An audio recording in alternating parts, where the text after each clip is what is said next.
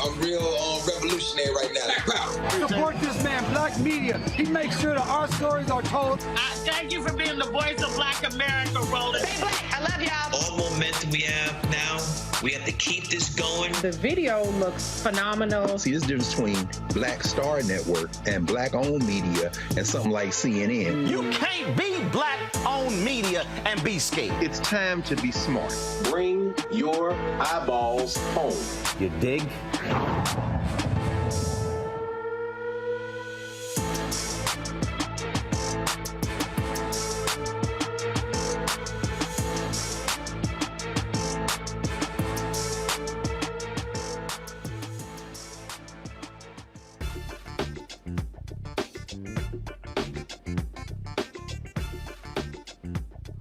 Today is Monday, January 9th, 2023. Coming up, I'm Roland Martin Unfiltered, streaming live on the Black Star Network. After 4 days and 15 rounds of voting, Republican Congressman Kevin McCarthy finally becomes Speaker of the House. It was lots of drama over the weekend.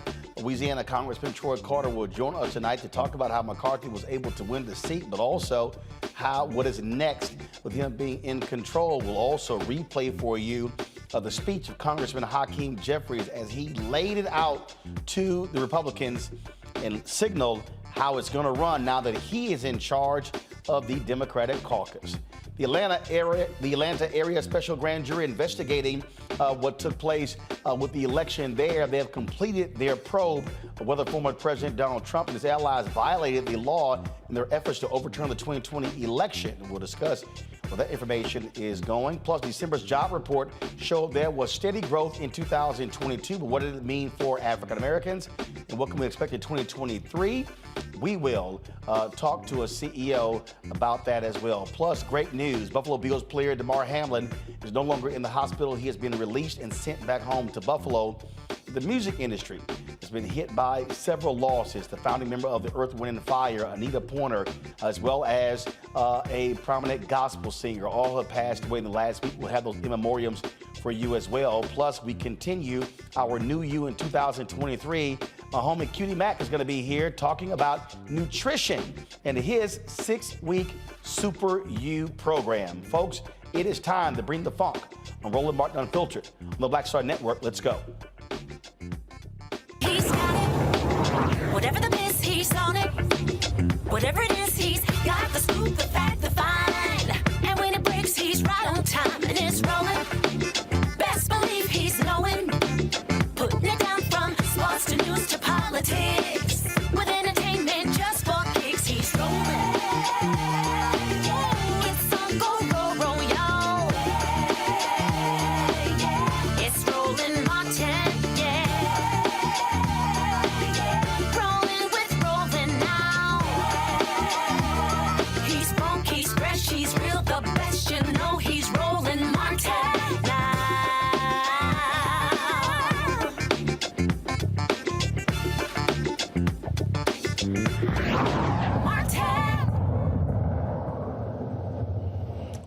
Folks, this is a live look at the floor of the United States House. It's more like rules. As they are talking about the rules package, the Republicans are pushing it forward. Let's hear from Congressman Stephen Horsford, please, who leads the Congressional Black Caucus. McCarthy and MAGA Republicans want to defund the IRS so that their millionaire and billionaire friends don't have to pay their fair share in taxes, while hardworking people in Nevada's 4th District pick up the tab.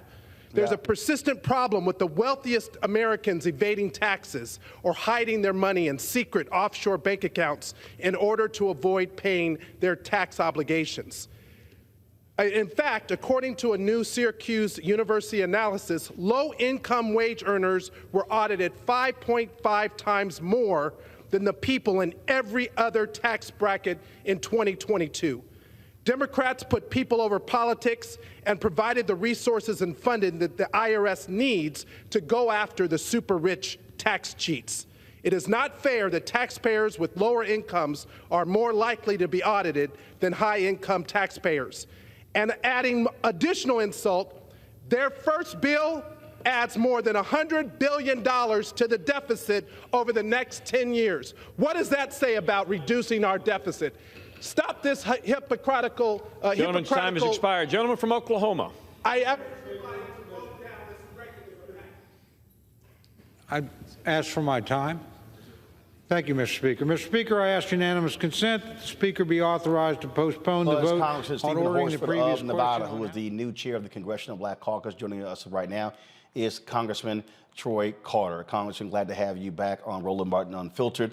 The reason we are here having this conversation is because Kevin McCarthy, after 15 rounds, got the votes necessary for him to become Speaker of the House. He made a lot of promises, which includes making changes to how the Rules Committee is, to how the House is governed. The problem he has now is he now has to get the votes to his own caucus to implement those new rules, and that's what the debate is about right now. Essentially what happened the other night was an indication that the preemptive or the presumptive speaker, rather, felt that he had checks left, but no money in the bank account.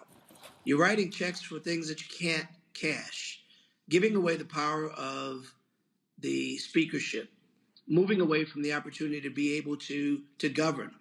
The speakership now is so diluted because essentially Mr. McCarthy was held hostage by the most conservative, the far right members of the United States Congress, which now puts us in a position where it's going to be very difficult for them to be able to get a consensus, particularly with the very slim lead that they enjoy.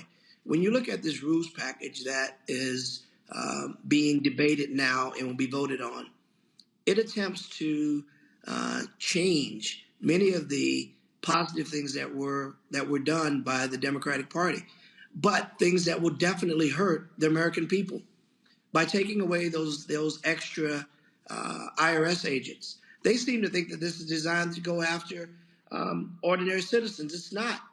It's designed to go after those that have evaded paying their taxes. In fact, Jennifer Yellen, Jennifer Yellen, who is the Treasury Secretary, has made it perfectly clear: no one nor family making less than $400,000 is going to be audited by these new folks. And the reality is they know this. Roland, they know this, but they also know that that's not who they're there to protect. Apparently, they're more interested in protecting those tax cheats and those that are making more than $400,000 than the average, hardworking American people who happen to be Republican as well as Democrat. You talk about the issue that he is going to be facing. He's a perfect example. This is Texas Republican Congressman Tony Gonzalez. He tweeted this out 3 days ago: "I am a no on the House rules package. Welcome to the 118th Congress." And so there are other Republicans who don't like the deals that Kevin McCarthy cut in order to secure the votes necessary. And clearly Democrats are not going to go along with it. And so now we're going to be back at the whole piece here. Now, but clarify this here. Okay, so they want to defund the IRS, but won't that require the Senate to agree and the president to sign the bill? The House just can't say, oh, we're going to stop funding the IRS. That actually has to be a congressional deal signed into law by the president, correct? That is correct. Now, what you have is going to be a lot of brinksmanship, a lot of grandstanding, a lot of barking, with fortunately, in this case, no bite. Because even if they were successful in getting that off the floor to change the IRS structure or to defund those agents, this is not something that the Republican Party or the House can unilaterally do without the confirmation of the Senate. So what we're seeing here is more political theater, them trying to appeal to their base, Fox News, conservative talk radio. So no matter what they do, now granted, we also talk about the House rules. There are some other things that can be changed that only applies to how the House is governed. When we start talking about cutting this and cutting that, you cannot just unilaterally decide that in the House without the Senate going along with it. No, what they're attempting to do, Roland, is change the rules by which we govern. So if you change the rules, you make it more easier in some areas, more difficult in others, take away certain privileges, add additional ones. If you manipulate the rules, that puts you in a position to expedite cutting things that you don't like or expedite advancing things that you do like. But even with that, it's not a lawmaking body. At the end of the day, you can change the rules on how we govern, but ultimately it still has to go to the upper chamber, which is the Senate, for final passage. And of course, the president has to sign it. And if he signs it and they don't like it or they don't sign it, then it's not law. So what you're going to see is more of what you saw the other night. A lot of political theater, a lot of hate speak, a lot of chest beating, but at the end of the day, very little governing. So what we're about to, again, and I keep warning people, I was up late watching everything unfold Friday night, early Saturday morning, and we saw how Kevin McCarthy went over and how he whispered and was talking to Matt Gaetz, who changed his mind to vote present, and then that caused McCarthy to hurry up and stop the vote to adjourn. The Republicans flipped, and then that led to the vote, to be elected speaker. But again, when you have to cut that many deals, it's going to tick off even some people who were on your side, and now they can sit here and, again, like terrorists, negotiate over and over and over again. And so it's going to be hilarious, frankly, just to watch what happens when they try to move something forward, knowing full well if 5, 6, or 8 Republicans disagree, it can't get passed without some Democratic support. And without there being another request for a ransom. Every time the speaker has to advance a bill, he's going to have to respond to those ransom requests. Listen, there's no way to govern. There's no way. The American people don't expect us to be here having to answer to unrealistic ransom demands from members of your party because they want this or they want that. In a true democracy, we should be working together for common goals. We don't have common goals. Their goal is to undo anything that looked like it may have been something that was passed by Democrats. And unfortunately, those things are all things that benefit the American people, not just Democrats. They impact and they better the lives of Democratic people across the country, Republican people across the country, people of all backgrounds and races. Unfortunately, this conference of Republicans seem to be so hell-bent on holding the gavel and less concerned on passing good policy. Again, we can expect a whole lot of drama taking place. And frankly, Congressman, I think it's going to be a lot of bickering, a lot of floor speeches, a lot of everything else. I don't think it's going to be, frankly, a lot of governing because, again, I think what you'll end up seeing, you're going to end up seeing a lot of infighting among the Republican caucus, and Democrats is going to be sitting there going, hey, let me know when y'all done. Well, I tell you what Democrats are going to be doing. We're going to continue to set policy. We're going to continue to communicate with the American people. We're going to continue to tell the true story of what's happening in the people's house. We're going to talk about the things that they use as whistleblowing efforts to try to speak to a certain audience while keeping away from another. We're going to make it clear so the American people know exactly what they're doing. We're not going to sit back and just let them run because they have the majority. We are going to continue to push forward. We're going to block bad legislation as best we can. We're going to work closely with our members of the Senate to make sure that that bad legislation does not get out of the Senate chambers. And we're going to bring our case to the American people so they can see who fights for the American people and who wants to have political theater, hate speak, and backwards thinking that we can no longer afford. We're going to be busy. You can expect that this Democratic caucus is going to be ever present on your show and every other show to make sure that we are informing the American people of what's happening in their capital. All right, Congressman Troy Carter, we surely appreciate it. Thanks a lot. All right, folks, going to a break. We come back. We're going to play for you in its entirety the speech that Congressman Hakeem Jeffries gave early Saturday morning. He let them know it's a whole new day. I'm the new sheriff in town. You're watching Roland Martin Unfiltered on the Black Star Network.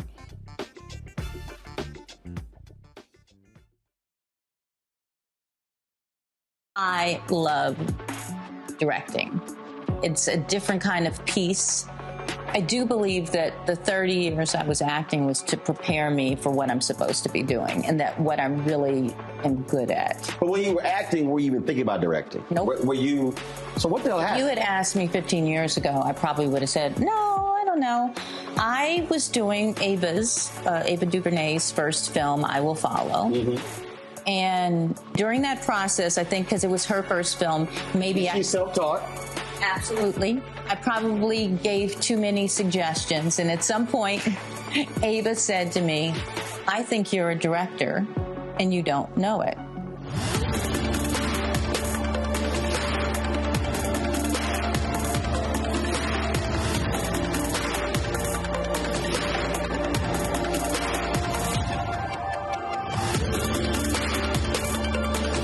When you talk about blackness and what happens in black culture, we're about covering these things that matter to us, speaking to our issues and concerns. This is a genuine people-powered movement. There's a lot of stuff that we're not getting. You get it, and you spread the word. We wish to plead our own cause. Too long have others spoken for us. We cannot tell our own story if we can't pay for it. This is about covering us. Invest in black-owned media. Your dollars matter. We don't have to keep asking them to cover our stuff. So please support us in what we do, folks. We want to hit 2,000 people, $50 this month, raise $100,000. We're behind 100,000, so we want to hit that. Y'all money makes this possible. Checks and money orders go to P.O. Box 57196, Washington, D.C. 20037-0196. The Cash App is $RM Unfiltered. PayPal is R Martin Unfiltered. Venmo is RM Unfiltered. Zelle is Roland at RolandSMartin.com. My name is Charlie Wilson. Hi, I'm Sally Richardson Whitfield. And I'm Dodger Whitfield. Hey everybody, this is your man Fred Hammond, and you're watching Roland Martin, my man, Unfiltered.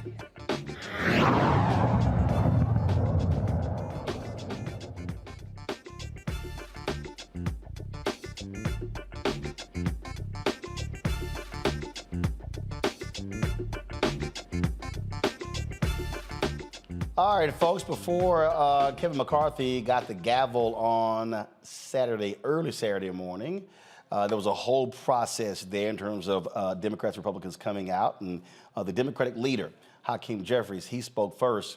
And folks, when I say Kevin McCarthy took his 16th L, imagine losing all those rounds, and then you get to then follow Hakeem Jeffries after the speech that he gave, where he let everybody know how Democrats, what they've done in the past, and how they're going to operate in the future.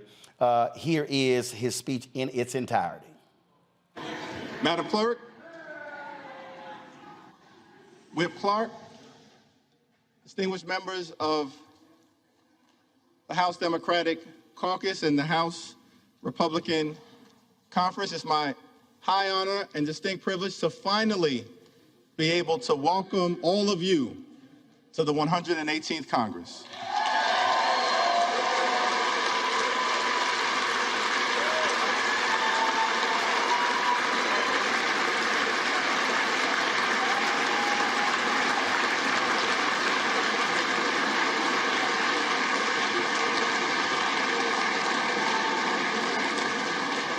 Let me just begin by thanking my good friend, Pete Aguilar, for his very generous words of introduction and for placing my name into nomination a total of 9 times.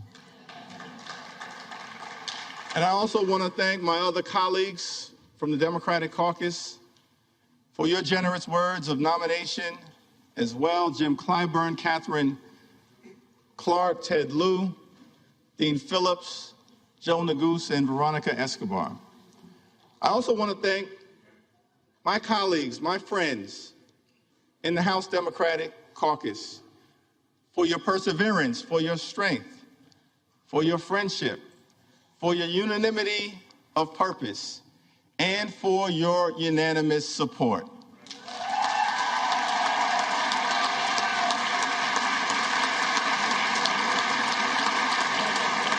And I simply want to say that that showing of strength is not for any one particular individual. It will be a showing of strength throughout the 118th Congress, unanimity of purpose on behalf of the American people.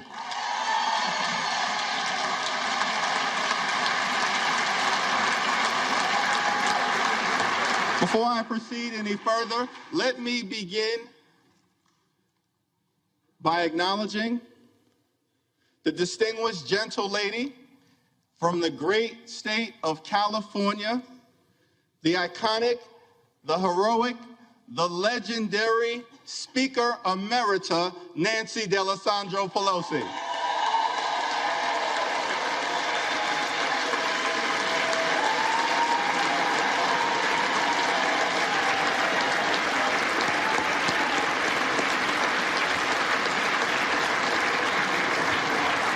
And without question in my mind, Speaker Emerita Pelosi will go down in history as the greatest speaker of all time. Throughout her time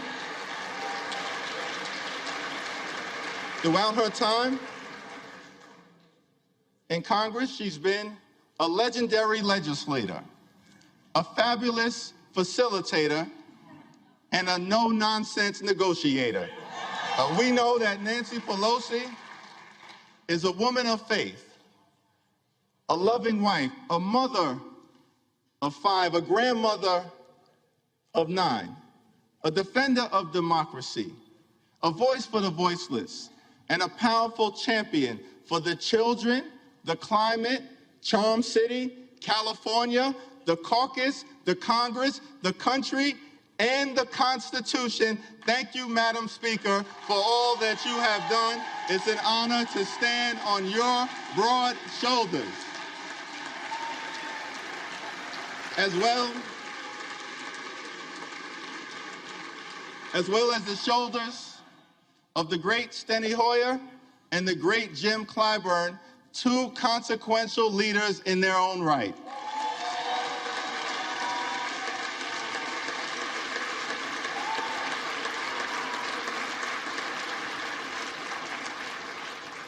Now, the scripture says in Galatians, let us not become weary in doing good, for at the proper time we will reap a harvest if we do not give up.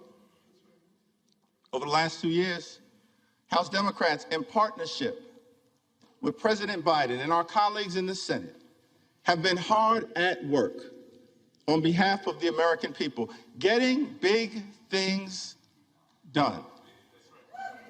We passed the American Rescue Plan, saved the economy from a deep recession, put shots in arms, money in pockets, and kids back in school. We passed the Infrastructure Investment and Jobs Act to create millions of good-paying jobs, fix our crumbling bridges, roads, tunnels, our airports, a sewer and water system, our mass transportation systems, and ensure high-speed internet access in every single community.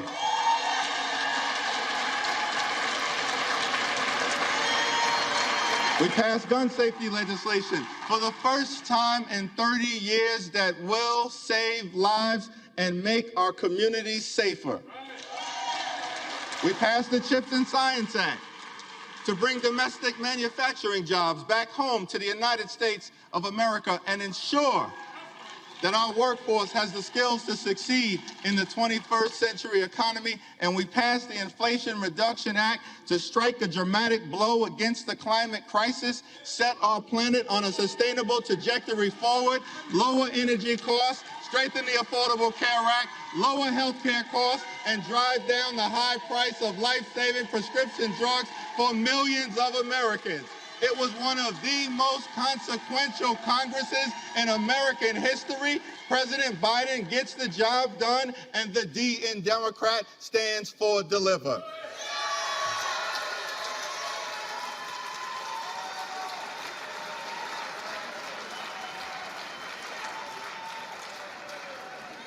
So over the next 2 years, over the next 2 years, as we begin this 118th Congress, let us continue to fight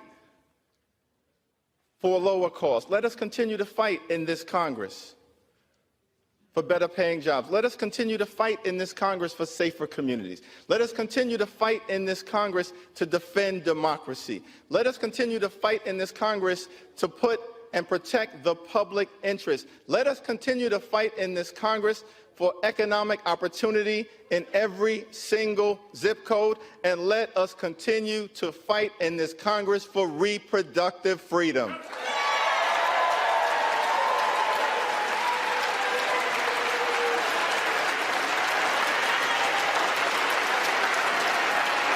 Because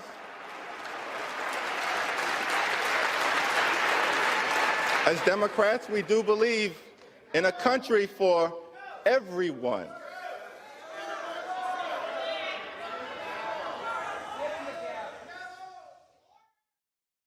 My panel, Leon Malvo, I'm a Congo Dabinga, Representative Renita Shannon.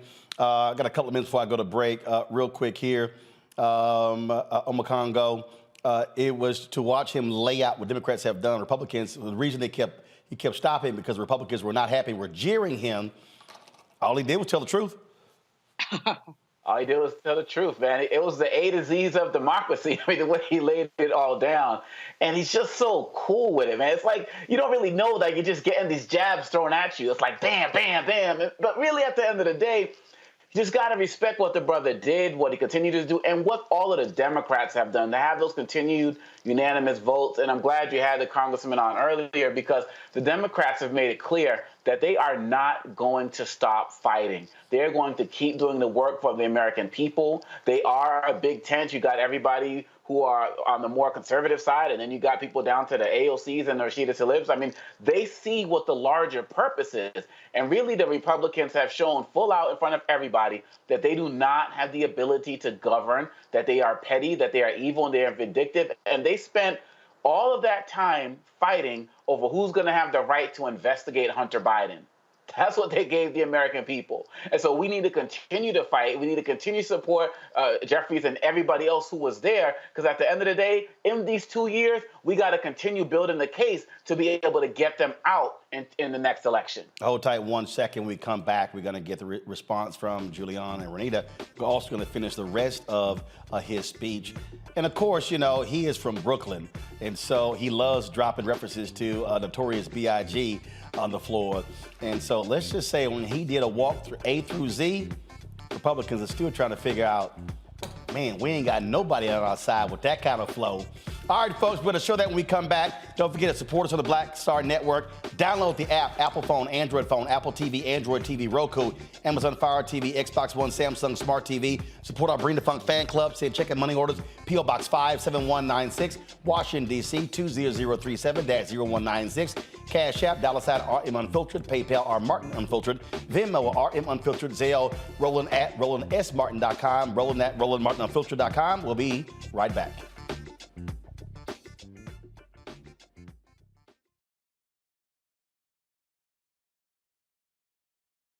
White nationalist rally that descended into deadly violence. White people are losing their damn minds. As an angry pro-Trump mob storms the U.S. Capitol, we've seen shooting. We're about to see the rise of what I call white minority resistance. We have seen white folks in this country who simply cannot tolerate black folks voting. I think what we're seeing is the inevitable result of violent denial. This is part of American history. Every time that people of color have made progress, whether real or symbolic, there has been what Carol Anderson at Emory University calls white rage as a backlash. This is the rise of the Proud Boys and the Boogaloo Boys. America, there's going to be more of this. Here's all the Proud Boys, guys. This country is getting increasingly racist in its behaviors and its attitudes because of the fear of white people. The fear that they're taking our jobs, they're taking our resources, they're taking our women. This is white fear.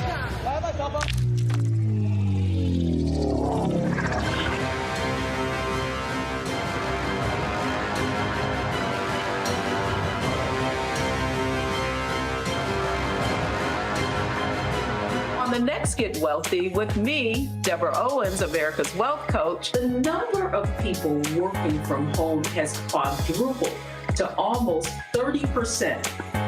you're going to learn how you can now create your money space. It can impact your mood, your mindset, and your ability to get wealthy. Interior designer Nikki Klug joins us to share exactly what you need to do to create a winning workspace. Make a space that is going to instantly put you in the mindset so that you can be more productive, so that you're organized, so that you're inspired, or you're really focusing in on the task at hand. That's right here on Get Wealthy, only on Black Star Network.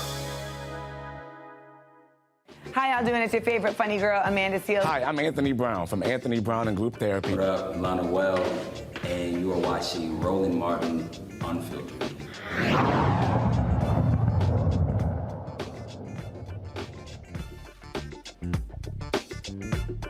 All right, folks, here's the rest of the speech from Congressman Hakeem Jeffries, the Democratic leader, now Democratic minority leader, took place early Saturday morning in the nation's capital.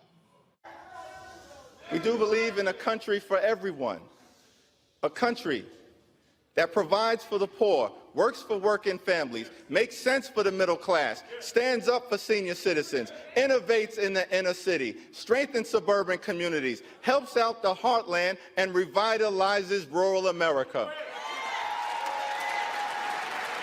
We believe in a country with liberty and justice for all, equal protection under the law, free and fair elections, and yes, we believe in a country with the peaceful transfer of power.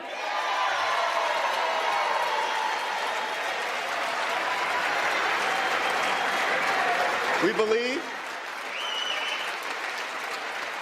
that in America, our diversity is a strength. It is not a weakness.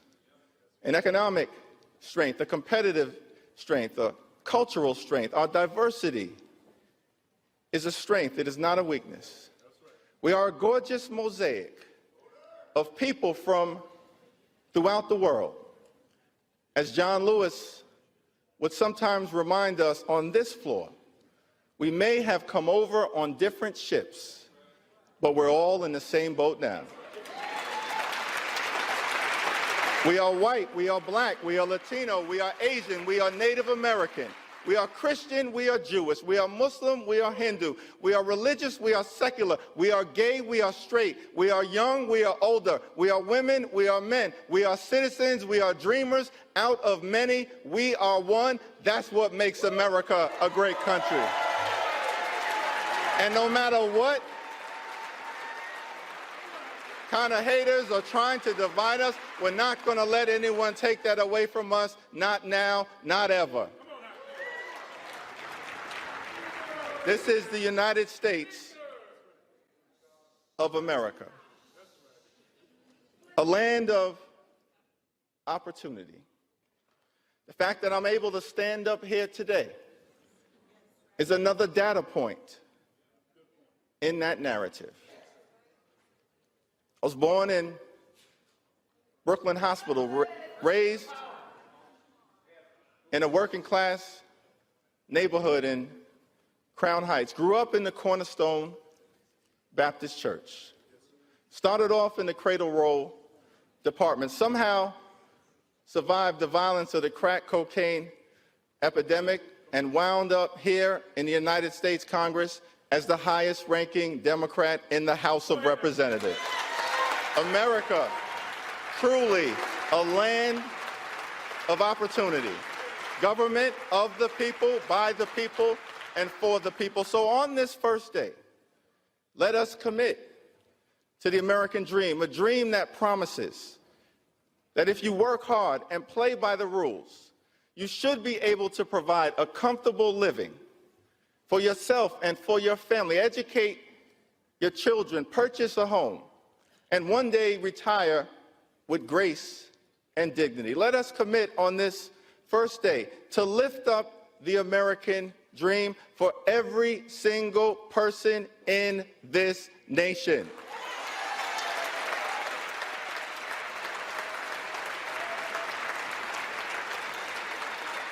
Now,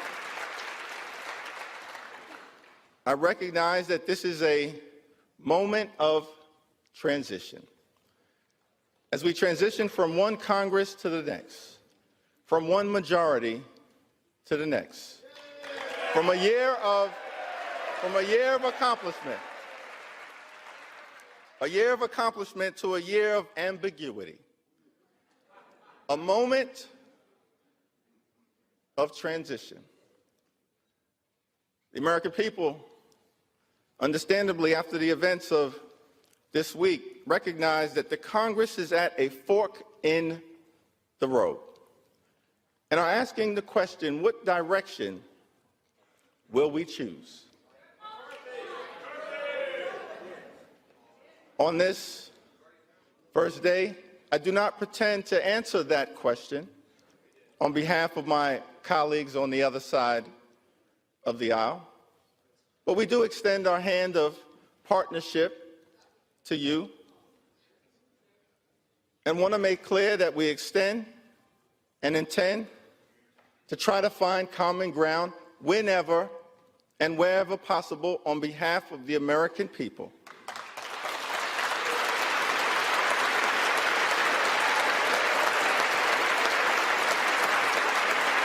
Not as Democrats, not as Republicans, not as independents, but as Americans.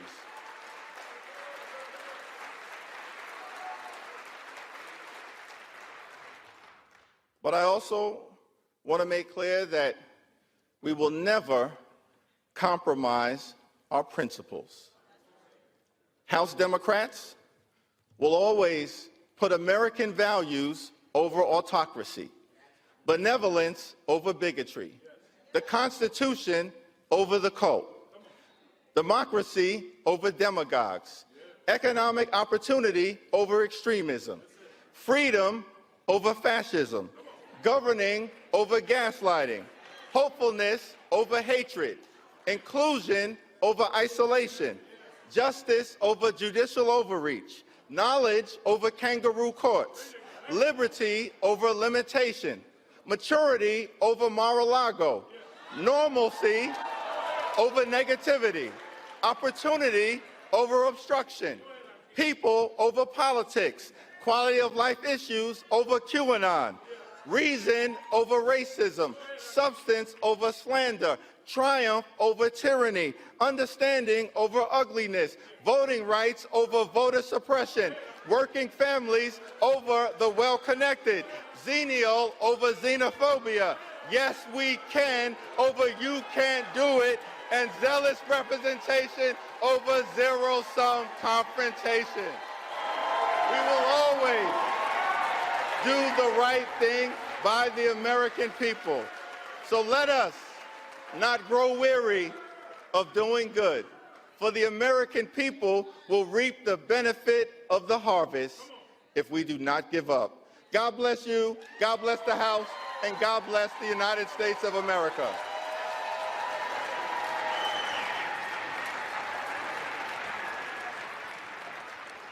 Julianne, I love that Kevin McCarthy had to stand there and listen and watch the whole time. The Republicans were pretty pissed.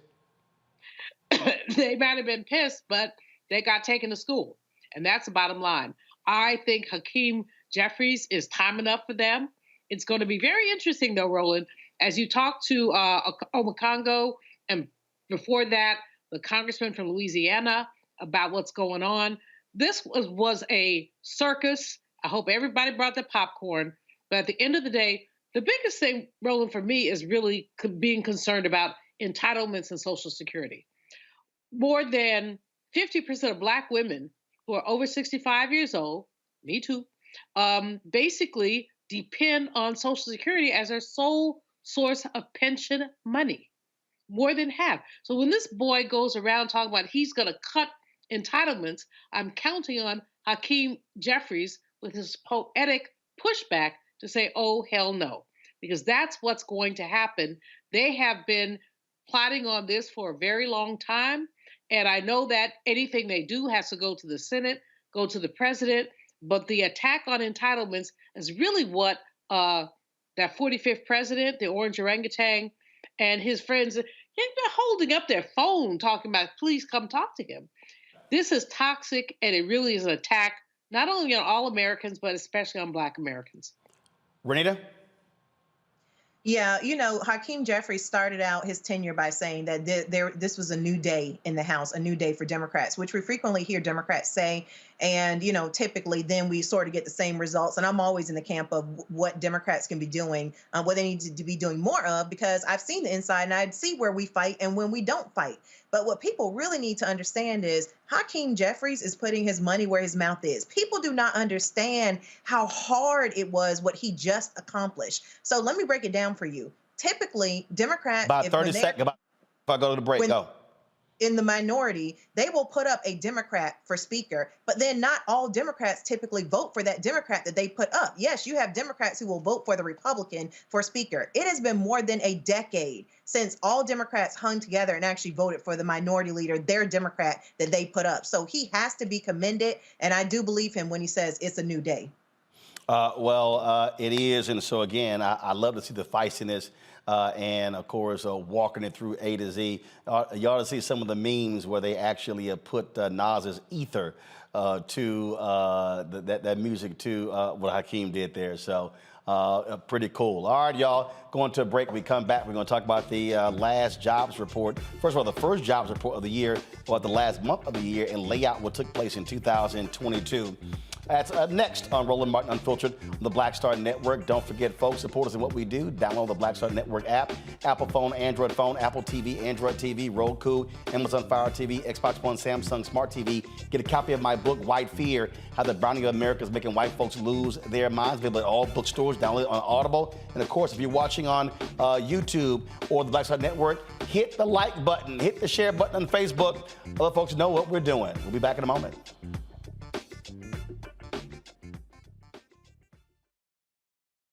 On the next A Balanced Life with me, Dr. Jackie, it's time to tie up those loose ends. Setting yourself up for balance, success, and even prosperity in the new year. Financial expert Pamela Sams joins our panel. She will give us a checklist of things that we need to do before the calendar turns. We develop our money mindset by the age of 6. And so we have our sometimes 6-year-old self still operating in the background of our money scripts. That's next on A Balanced Life on Black Star Network.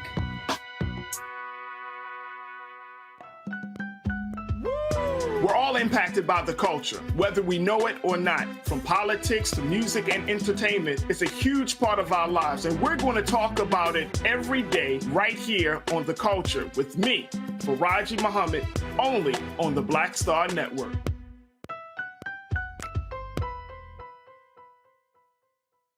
When you talk about blackness and what happens in black culture, we're about covering these things that matter to us, speaking to our issues and concerns. This is a genuine people-powered movement. There's a lot of stuff that we're not getting. You get it, and you spread the word. We wish to plead our own cause.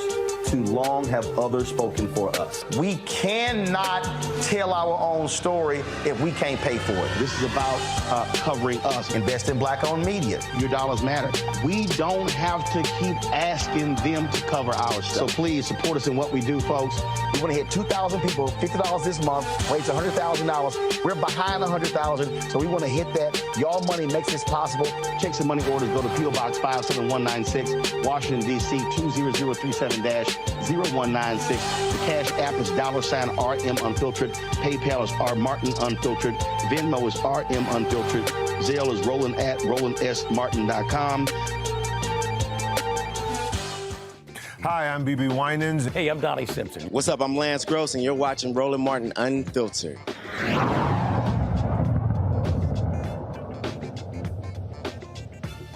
All right, folks, 2022 showed a strong economy, 4.5 million jobs added last year, unemployment at a 50-year low. Remember, all Republicans were talking about how things were just so awful and how bad they were. Well, the reality is that wasn't the case. They yelled and complained about inflation, but we also understood what was the case dealing with inflation as a result of the supply chain and also what would happen coming out of COVID. And then, of course, you had companies who were also jacking up prices, trying to recoup trying to recoup resources. Also, what we saw was the average hourly wage rose 9 cents to $32.82. Also, the Federal Reserve, they expect employers to begin pulling back on pay increases to help inflation as well. Now, hiring did slow in December, but that jobs report was still stronger than what many people expected.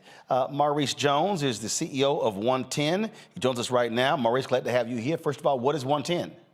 110 is a coalition of companies and talent development organizations held together by the aspiration to hire and promote 1 million Black talent who don't yet have 4-year degrees into family-sustaining jobs and careers over the next 10 years. So your thoughts about, when you look at this jobs report, you look at what it revealed for 2022. Again, it was this steady drumbeat of, oh my God, the economy is awful, awful, awful, which made no sense when you saw jobs are being added nearly every single month. Wages increased. It was like the tale of two narratives, which made no sense to me all of last year. Yeah, no, when you look at the jobs report, the labor market is still strong, right? December added over 200,000, I think over 220,000 jobs. Unemployment ticked down 3.5%, all the things that you mentioned. Now, the other side of the coin, for me, in particular with the 110 journey, is looking at the Black unemployment rate. Now, the Black unemployment rate held pretty steady at 5.7%. And most particularly, there are 10.5 million available jobs, right? To me, that was the big message. There's still work to be done getting people in jobs. There are 11 million and underemployed Black folk. There are 10.5 million available jobs. There's a match to be made here. And that's what 110 was designed to address. So when you say there's a match to be made, what are those jobs? So look, the jobs are in multiple categories, but here's the challenge, right? We looked at all jobs that pay $60,000 and above in our country today. On paper, 79% of those jobs require that you have to have a 4-year degree just to compete for the job. That number, by the way, is about 71% of all jobs that pay $40,000 or more. And then when you look at the workforce, you look at all Black talent ages 25 or more in the workforce today, 76% of us do not yet have a 4-year degree. The point that we're trying to make at 110 is we need to be using a skills-first approach to hiring and to promoting. Hire people on the basis of the skills, no matter where they get those skills from. Promote them on the basis of the skills that they have acquired, no matter where the skills are coming from.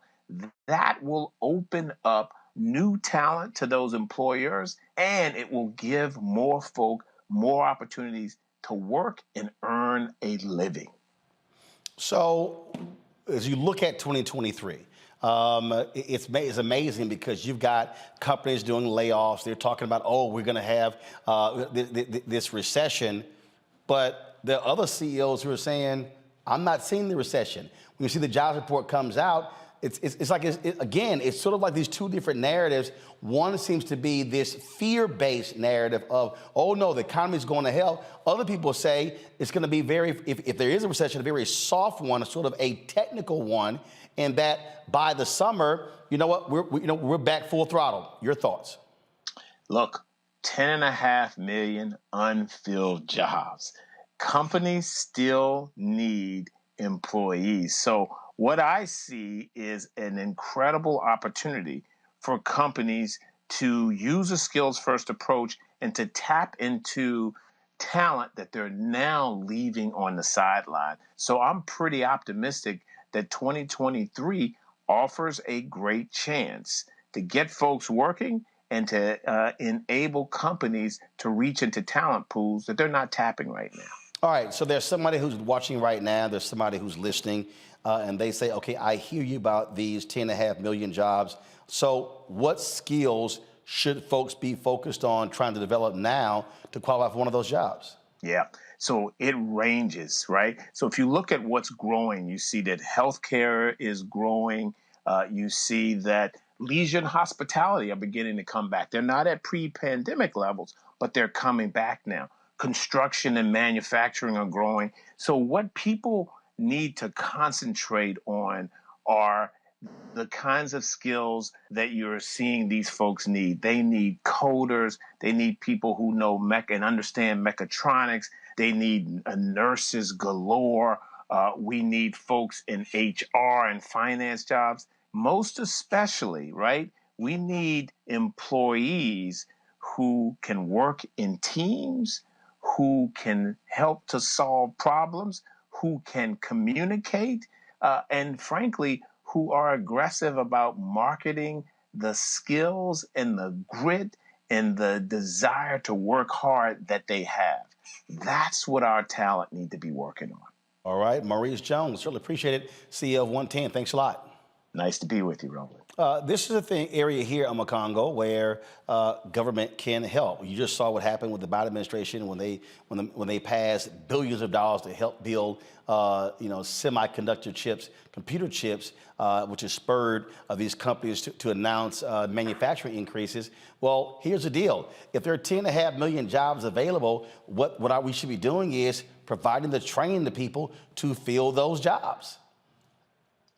Absolutely. And this is also tying back to our last segment. This is also something that can really help the Democrats, because when the CHIPS bill was passed and everything, people talked about, oh, well, this stuff is later on down the line, so it may not help the Democrats right now in the midterms. And we see that it did. We also see that Mitch McConnell and other people in the Republican Party are latching themselves on to what Biden did as well. And so if Biden and the Democrats can continue to push this agenda as it relates to jobs, it can really help them going into 2024. And going back to the first part of what you just brought up in this segment, if we don't focus right now on getting back into our communities and getting the training that we need, we are going to miss this wave. Because as he said, black unemployment has been steady, but as the case is always higher than the average. And so really at the end of the day, we have to really get back into our training. We have to really get back into looking into ways that we can get into schools and other types of vocational training, because there are so many opportunities. And the last thing that I'm concerned that wasn't really spoken about, I'm also concerned about underemployment. I'm concerned about people getting into these jobs and not really having the benefits that they need, because some of these employers just want to fill numbers and say that they're meeting a particular quota. That is one of my concerns. But like you said, Roland, we have to make sure that we're getting out into our community right now and working with the Biden administration on providing a workable talent that can fill these positions. Look, Julian, when we talk about this economy, again, it's amazing when you hear all of this chatter. Amazon adding 7,000 people, they're laying off, other companies laying off, Goldman Sachs as well. But I see other CEOs who say they don't see a recession coming. What the hell is going on? You're an economist. What the hell is going on? What's going on is that there is a mixed bag. On one hand, you have about 60% of economists saying we think there's going to be a recession.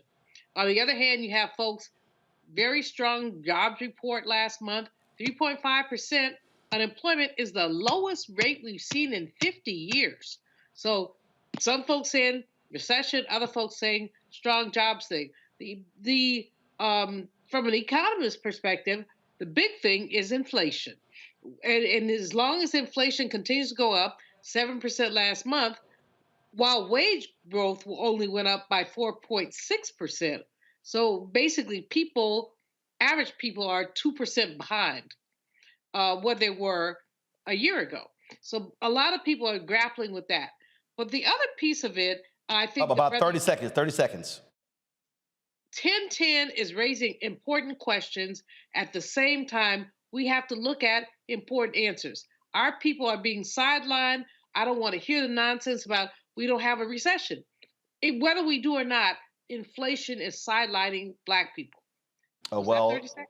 I got 10 seconds left. So got to go to a break, folks. Again, we're going to continue talking about this and what is happening because, again, what we're dealing with, how can the role that government can play to impact when it comes to these jobs. And so we'll break it down. That and other news when we come back on Roland Martin Unfiltered on the Black Star Network. Folks, support us in what we do. Join our Bring the Funk fan club.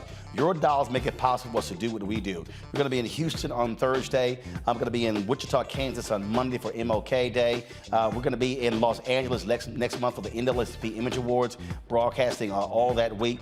And so, again, your dollars make it possible for what we do while we're fighting the advertising battles as well. Send your check and money orders to P.O. Box 57196, Washington, D.C. 20037-0196. Cash App, $RM Unfiltered. PayPal is R Martin Unfiltered. Venmo is RM Unfiltered. Zelle, Roland at RolandSMartin.com. Roland at RolandMartinUnfiltered.com. We'll be right back.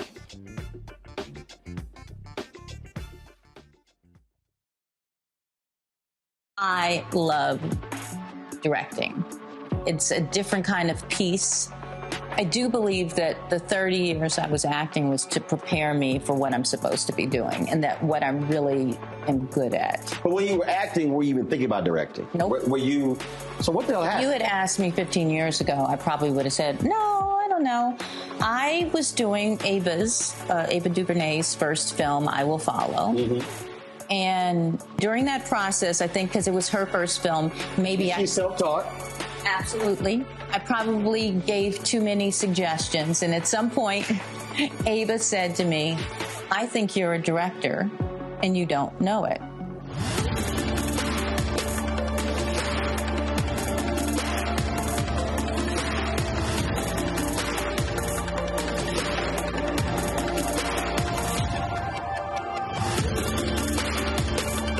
Next on the Black Table with me, Greg Carr. The Supreme Court is back in session. God help us all.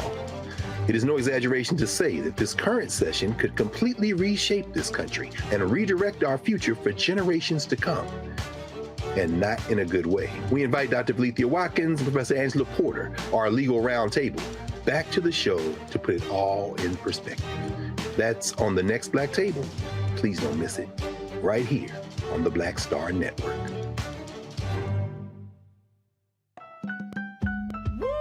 We're all impacted by the culture, whether we know it or not. From politics to music and entertainment, it's a huge part of our lives, and we're going to talk about it every day right here on The Culture with me, Faraji Muhammad, only on the Black Star Network.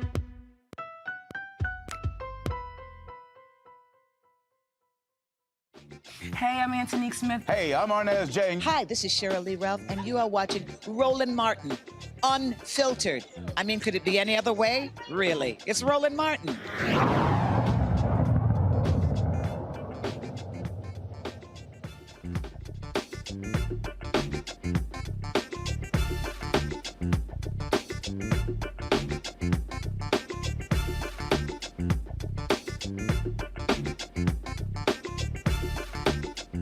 All right, folks, welcome back. Renita, you're a state representative there in Georgia. The thing here that people really don't understand, state legislatures, county commissioners' courts, city councils, the federal government, they spend a lot of money trying to attract corporations, offering tax incentives, offering tax breaks, research and development. But it's always amazing to me that when it then comes to the worker, then folk get all jittery and skittish, and yet you have these individuals, especially the Republicans, who are complaining about the unemployment benefits people are getting, and they keep saying, well, all these jobs are available, people aren't applying. Well, there are reasons for it, and so the Fed is trying to push down wages. Well, I thought wages were a good thing, and so this is the dichotomy in our society. We're talking about jobs and income. Politically, they're basically on the side of the corporations and not the people. Yet when they run for office, it's the working class, it's the worker, blah, blah, blah, blah, blah. That ain't reality when it comes to policy making. Well, you hit the nail on the head, and that's why I was blown away by what Maurice said, because he said they are focusing on jobs that will allow you to afford to take care of a family. That is the most important thing that he said, because too often job reports and are always touted about, well, this is a good jobs report, or we've got 10 million jobs open. That doesn't matter if these are not jobs that can allow people to make a livable wage. You are always going to have some jobs open, as you mentioned, because the elected officials consistently give tax breaks to corporations to come into a state like Georgia, for example, and then they pay poverty wages, and people don't want those jobs. Nobody is going to, people, and it's not even really about what people want, but you have to think about it. People are not able to take a job that requires them to work 40 hours a week, and that one job is not enough to pay all of their bills. So everything that Maurice is doing is hitting the nail on the head, and somebody from the Biden administration needs to reach out to them and see what they can do to assist him and follow what he's doing, because what he's doing is what is most important to everyone, and that is helping to match them with a job that actually pays livable wages. And here's the thing when we start breaking these things down, Omekongo, and a lot of people, I think, have a false sense of what people out here make. In fact, that was a guy, let me see if I can find it. He pretty much, let me just go ahead and say, he's pretty much an asshole. He's one of these hedge fund dudes or something like that. And he put a video out the other day where he was like, where he said that a man should be embarrassed if he, matter of fact, I finally found the video here. Watch this, y'all. If you want to understand, again, the stupidity by which some people operate with in this country. His name is Grant Cardone. Listen to what this idiot said. If I made $400 grand a year, I would be embarrassed with myself as a husband, a father, basically as a human being. $400 grand. How do you make sense of $35,000 a month? You guys haven't done the math. You have not done the math, because you cannot live on $400 grand a year.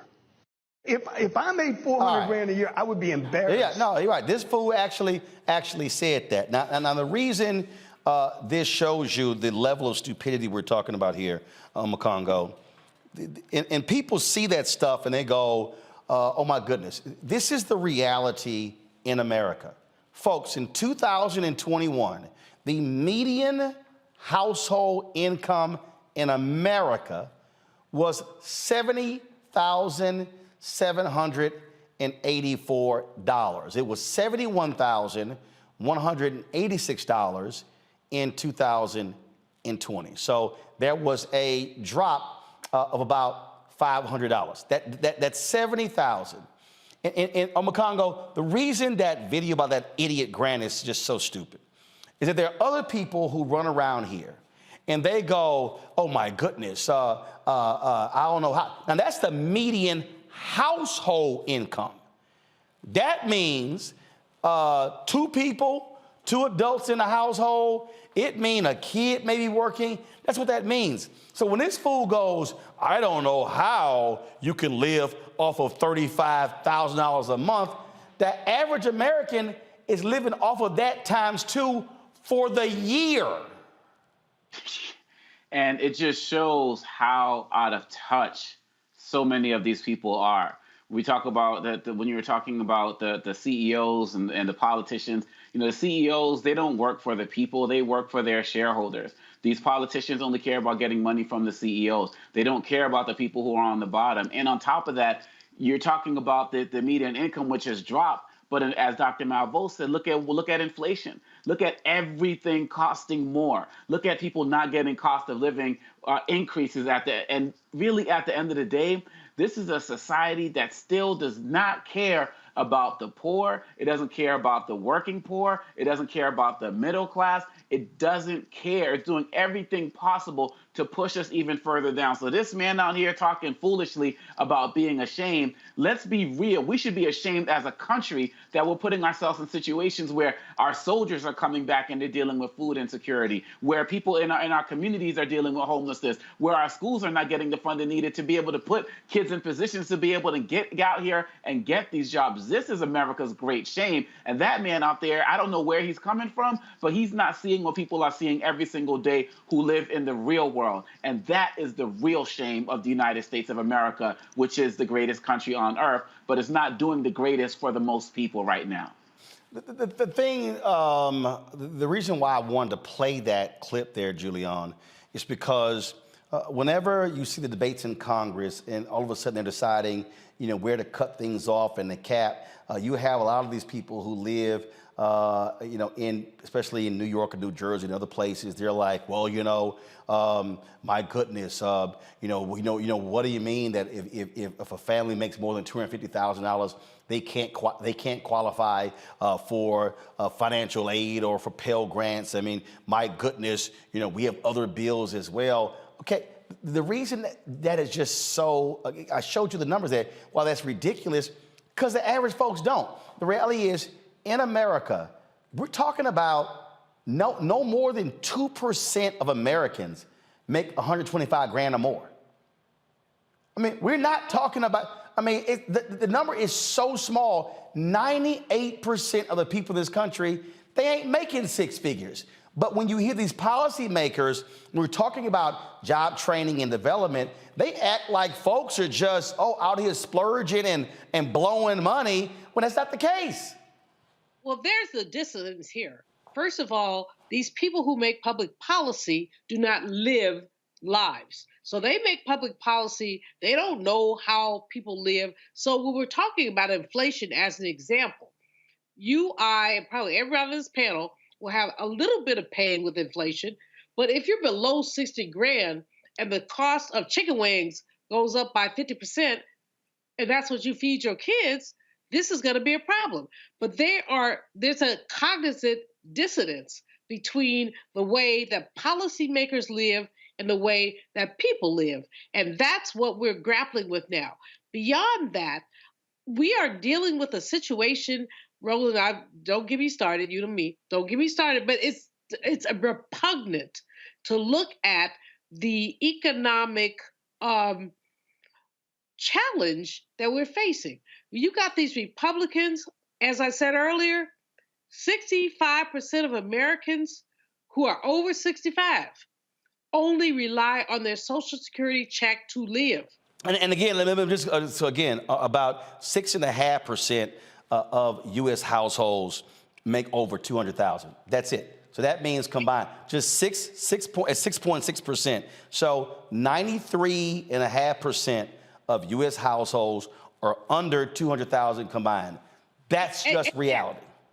And yet, because of the way that social media pumps up this living your life like this golden lifestyle, people who don't have no money aspire to have money. That's not a problem. The problem is that it's not there. And right this minute, again, I've got to go back to Social Security, but it's not just Social Security, Roland. You know what's going on. And I got to commend you because you're lifting up what's going on. But it is repugnant. The only word I can use is repugnant to look at the ways that this economy is attacking regular people. Yep, that is the case, and so it is just so unfortunate. But again, that's what we're dealing with. So hopefully, we'll actually see when you have these leaders talking about, these jobs available, they'll actually do something about it and provide assistance to workers, and not just companies. All right, got to go to break. We come back. We're going to talk about the special grand jury in Georgia investigating Donald Trump and his imps and the role they play in the 2020 election. That's up next right here in Roland Martin Unfiltered, the Black Star Network. You too, folks. Y'all sitting there commenting. Hit that like button. We should easily be at 1,500 likes, and so easily over 1,000. So you're commenting. Hit the button as well, all right? If you're on Facebook, hit the share button. Either the Black Star Network app. Give us a comment, like, and share as well. We'll be right back.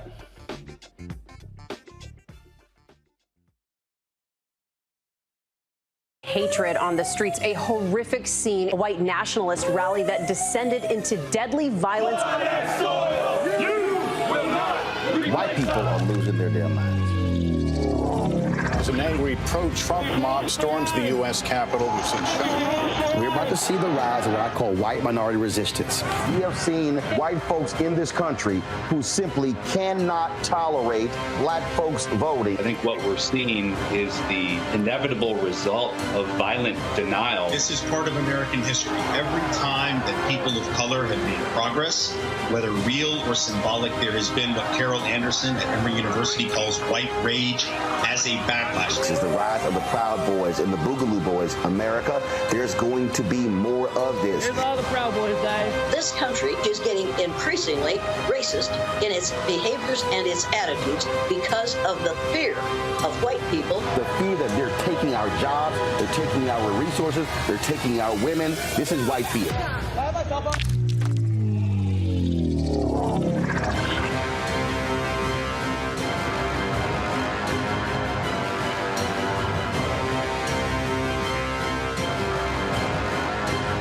On the next Get Wealthy with me, Deborah Owens, America's Wealth Coach, the number of people working from home has quadrupled to almost 30%. You're going to learn how you can now create your money space. It can impact your mood, your mindset, and your ability to get wealthy.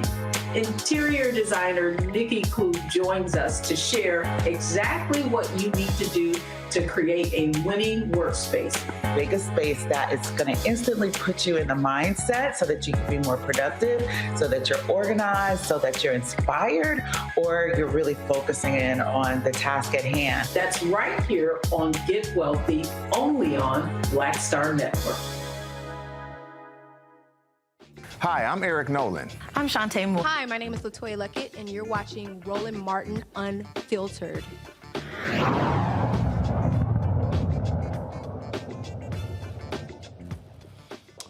All right, folks, the Georgia Special Grand Jury, they've completed their investigation into Donald Trump's efforts to overturn the 2020 election. The Atlanta area Special Grand Jury, they're going to issue a final report that serves as a mechanism for the Special Grand Jury to recommend to Fulton County DA Attorney Fannie Willis to pursue an indictment of election interference. If she decides to pursue the indictment, she can have a regular grand jury impaneled. She's also been investigating Donald Trump and his associates for 2 years, looking into claims of election fraud and electoral scheme, efforts by unauthorized individuals to access voting machines, and threats and harassment against election workers. Judge Robert McBurney, who's been overseeing the Fulton County Special Grand Jury investigation, has scheduled a hearing for January 24th for the Fulton County DA's office and others to argue whether the special grand jury's report should be made public. This right here, Renita, is a very big deal because the reality is Donald Trump and all of his folks have not been held accountable for what took place, their involvement when it came to the 2020 election. And so this may be one of the best chances for that to actually happen.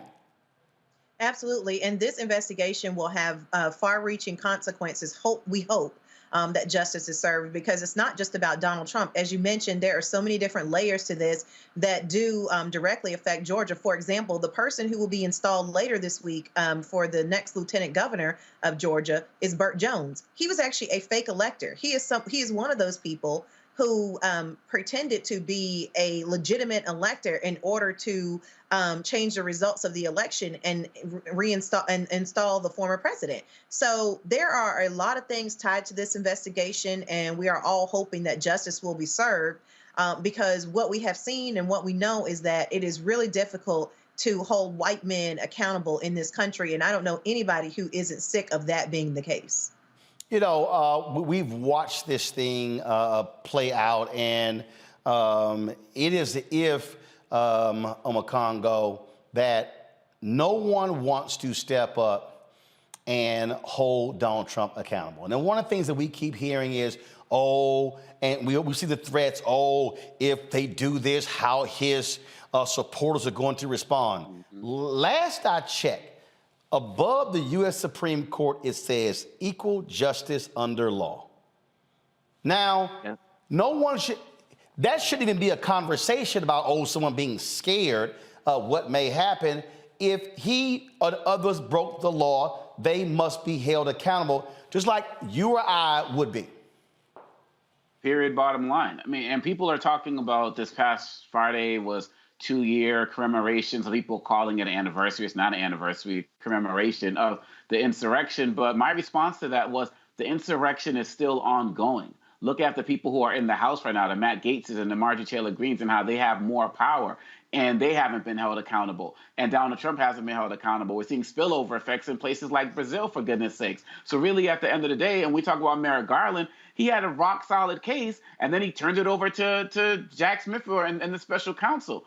But at the end of the day, even with Smith's findings, he still has to come back to Garland and Garland has to sign off on whatever happens. So these people are delaying, and I don't really know what's going to happen. But I am very proud of what Fannie Willis has been doing, of what Letitia James has been doing, what the council led by Benny Thompson, the committee led by Benny Thompson. And it seems like our black representatives and elected officials are more interested in holding Trump accountable than some of these other people. And really, at the end of the day, if that's what we got, that's what we got, because this cannot continue. This cannot go on the way it has been going on, because as we move towards 2024, it is only going to get worse, because there are people, Representative Shannon just talked about, one of the people was a fake elector, and now they're in charge. So they're getting stronger and stronger, and if Trump is not held accountable, they are making room for him to return in 2024, enemies list and all.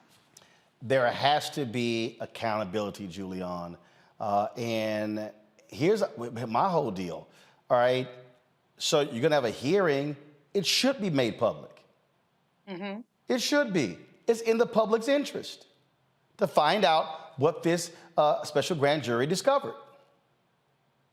The whole thing, Roland, is troubling because what you're seeing is amazing caucasity across party lines. In other words, there's too much protection for the 45th president. They don't want, everybody's like, oh, well, what happens if we indict a president? Well, that's what happens. The EMF goes to jail. I mean, it ain't that deep. But well, first of all, if it gets indicted, it goes to trial. And then found guilty, he goes to jail. But yeah, I don't care if he's a former president. If you break the law, I mean, look, Spiro Agnew broke the law. He was the vice president of the United States, was forced to resign. And? But the point is this. They are covering up for this man. Even Democrats who have somewhat good sense are concerned about the precedent. Well, the precedent is that we've never had a president who stole, lied, cheated, and up to impeachment twice. Get your hind parts out the story. And too many people covering up for him. That's all I have to say. Too many people are covering up. And beyond that, Roland, the frightening thing is that what this means to our young people.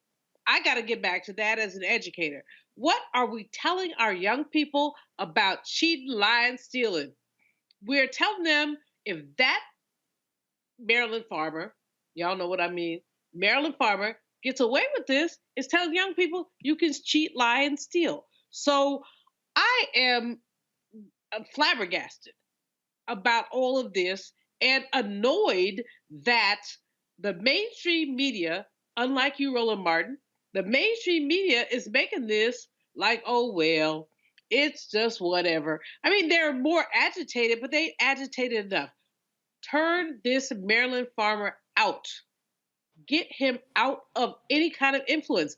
I was repulsed when Marjorie Taylor Greene is holding her phone up saying, I've got DT on the phone. Come on now.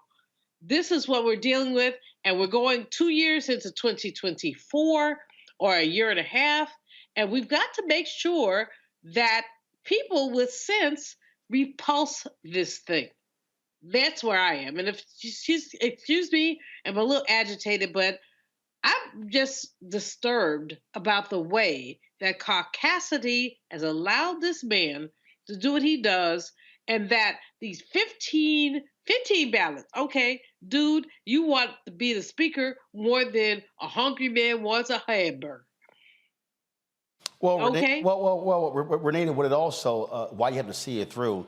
Because if you don't, what you're basically saying to any future politician, do the exact same thing, and that'll be enough cover for you not to be held accountable. Well, correction, do the same thing and also be a white man. That's the important part. Because we know that if this had been if President Obama would have tried this would not have even been a thing. It would not take this long to get justice.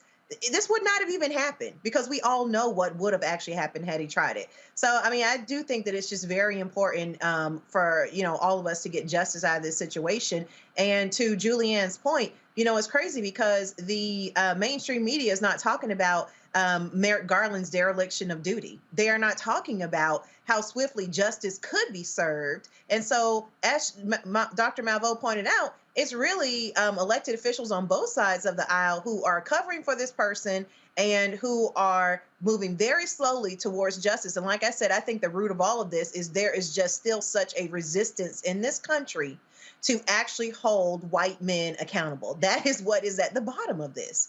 So. Well, you're absolutely right, and it's unfortunate what we continue to see. On Congo, just a few moments ago, Republicans did push through their rules package. Give me 1 second. Let me pull this up here. The link here. And so Kevin McCarthy was able to secure the particular votes. It passed 220 to 213, again, by 2 votes. Texas Republican Tony Gonzalez stood by his point. He voted with Democrats in voting against the measure. And so, again, now here's the deal. You did have some folks like South Carolina's Representative Nancy Mace who was unsure. But now what you have is now you have what's going on again. Look, they're going to try to move to repeal rolling back the $80 billion in funding to the IRS. But as we already know, it don't matter because it ain't going to get through the Senate. And that's what when Hakeem Jeffries talked about kangaroo courts, that's what Congress is going to be. They're going to put forth, or the House is going to be, they're going to put forth so much that's just not going to go anywhere. They're going to be a do-nothing House, and they're going to spend a lot of our money, Roland. That's our money, our taxpayer dollars on these false investigations, working to impeach Biden. Some story came out today about some files that the vice president had that the archives needed, and that's going to blow up, and they're going to use that to try to impeach him. They are fully content on wasting our resources, and to be quite honest, I think it'll be probably about a week or two before one of them decides that they want to try to have a vote to get McCarthy out. They are twiddling their fingers and raising money off of their ignorance, and really at the end of the day, they got this rules package going through, but every bill that he tries to get through, every package he tries to get through is going to be a fight. And I just really hope at the end of the day, we are fully paying attention. And he is not some great politician and leader. He got this position because of redistricting. And really at the end of the day, he's not going to go anywhere in 2024 if we do our work. Hold tight 1 second. Got to come back. We'll have Black and Missing, and also we'll talk about Joe Biden and issue with Southern judges. Democrats get more aggressive on this thing. I'll explain on Roland Martin Unfiltered on the Black Star Network.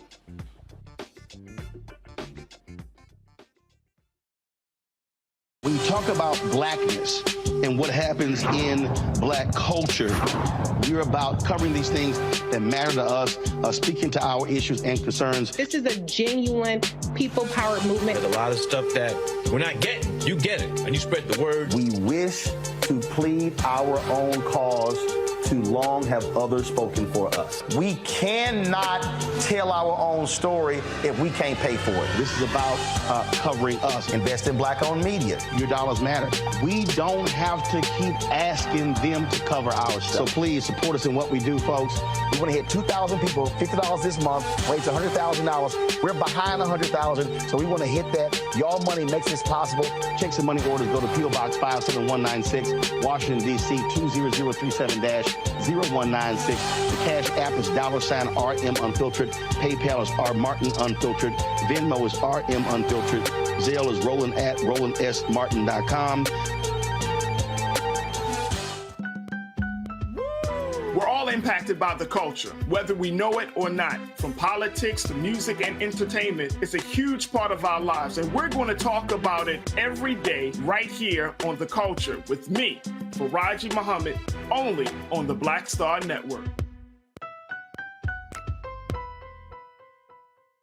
On the next A Balanced Life with me, Dr. Jackie, it's time to tie up those loose ends, setting yourself up for balance, success, and even prosperity in the new year. Financial expert Pamela Sams joins our panel.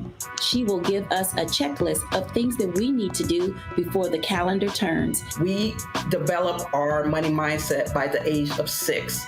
And so we have our sometimes 6-year-old self still operating in the background of our money scripts. That's next on A Balanced Life on Black Star Network.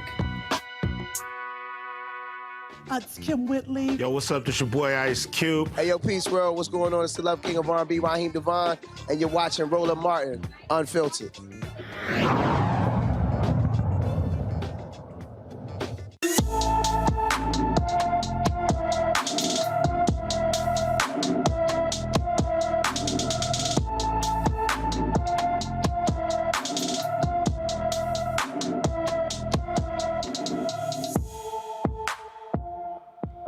All right, folks.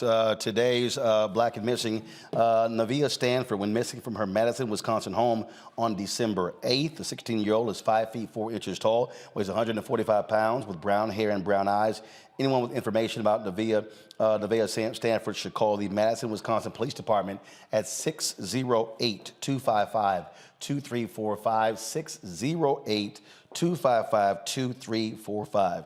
Folks, Buffalo Bills cornerback Damar Hamlin has been released from a hospital in Cincinnati and flown back home to Buffalo. He was released today from the UC Medical Center in Cincinnati. This took place a week after he suffered cardiac arrest on the field on Monday Night Football against the Cincinnati Bengals. Dr. William A. Knight shared the news with reporters during a video news conference. Our ultimate goal was to get Damar back home to his amazing family and the broader Buffalo family. Well, Dr. Pritz and I are thrilled and proud on behalf of UC to report to you that Damar Hamlin has been released and returned to Buffalo. I traveled with him to the airport this morning with our UC Health Air Care and Mobile Care crew, including teammates who were with us on the field when Damar Hamlin collapsed. He landed safely and is as standard as anybody who has gone through what he's gone through this past week. And certainly after flying on a plane, he is going to be observed and monitored to ensure that there's no impact on the flight of his condition or on his lungs.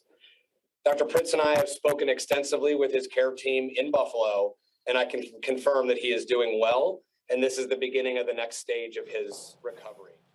All right, Damar sent a couple of tweets out, folks, and here they are. Headed home to Buffalo today with a lot of love on my heart. Watching the world come together around me on Sunday was truly an amazing feeling. The same love you all have shown me is the same love that I plan to put back into the world, and more, bigger than football. Also grateful for the awesome care I received at UCMC. Happy to be back in Buffalo. The docs and nurses at Buffalo General have already made me feel at home. His doctors say it's still too early to know what caused Hamlin's cardiac arrest and expect he will undergo more tests to determine exactly what happened. That certainly is good news. All right, folks, let's talk a little politics here. President Joe Biden's administration have appointed federal judges unprecedented numbers, except, though, in the South. President Biden and Senate Democrats have outpaced former President Donald Trump and Barack Obama in judicial appointments and diversification of the courts, nominating more women and people of color, as well as former public defenders. They've struggled to appoint in Republican Southern state district courts like Alabama, Florida, Louisiana, and Texas. When asked about the lack of Southern appointments, Paige Herwick, senior counsel to the president, made this statement. All of these seats are deeply important to us. We care about all of these vacancies. It's no secret that many vacancies are in states with 2 Republican senators, but we are always here in good faith. We are here to work with home state senators. Overall, in 2 years, Biden won confirmation for 97 U.S. district courts, appellate bench, and Supreme Court appointments. All right, so here's the issue, Renita, I have here. All right, you have the numbers, you have the power. This is what happens when you're playing by these Senate rules. Now, I remember under Trump, in Wisconsin. You have a Republican Senator Ron Johnson, you have a Democratic Senator Tammy Baldwin, and they have a thing called the blue slip, okay, which is where a senator could put a hold on a judicial nominee. And so that was a case where they did that. Mitch McConnell ignored the blue slips of Baldwin and Johnson, a Republican, and pushed through that particular federal judge. And so here you have Senator Dick Durbin, who is the chair of the Judiciary Committee. This is where they want to be in agreement with Republicans. We have 2 Republican senators. Damn that. You're the president. Democrats control the Senate. This is where you say, listen up. We're going to give you guys 3 more damn months to sit here and approve a name. If not, we're going to move forward and put these judges on the bench. Damn being so nice. It's been 2 years. It's been 2 years. And if these Republican senators want to play this game, forget that. Now, Democrats are like, well, what then happens when we don't have control? Well, guess what? They've got 6-3 majority on the Supreme Court. You use your power. Yeah, so I do understand part of the reason why they're having a tough time with this, because the process works like this. There are nominations where basically folks within the state, and I know this because we just went through this in Georgia within the last 2 years, folks within the state can put up who they think should be nominated for a federal judgeship, and then the 2 senators have to agree, which is what you mentioned about the blue slip. So if you're looking in a state that has 2 Republican senators, anybody they put up is not going to be anybody that Democrats want to vote on in the Senate. They're probably having a very hard time getting nominees. But as you mentioned, Democrats need to be less concerned with process and more concerned with getting results, because people expect results. And if it were the Republicans, as you mentioned in prior history, they would not care about breaking a process in order to get results. So I suspect that what is holding them up is the process of actually getting folks from a state that has 2 Republican senators, getting someone that Democrats actually want to see in office versus somebody that Republicans would love. Well, what is happening also in a lot of places, of course, DeMario Solomon-Simmons has been angry about this because he's there in Oklahoma, Julian, is that Republicans, their whole deal is, hey, if we don't sign off on them, don't move forward. No, you're not going to keep holding this up. If you're Democrats, you fill every single vacancy in every single state. I don't care if it's U.S. attorney. I don't care if it's a judge. What you do not do is continue playing games with them, and you let them know, I'm going to give you 90 more days. I'm going to give you 6 more months. But we're moving on these appointments. Roland, Renita is so right about the way that this has been played.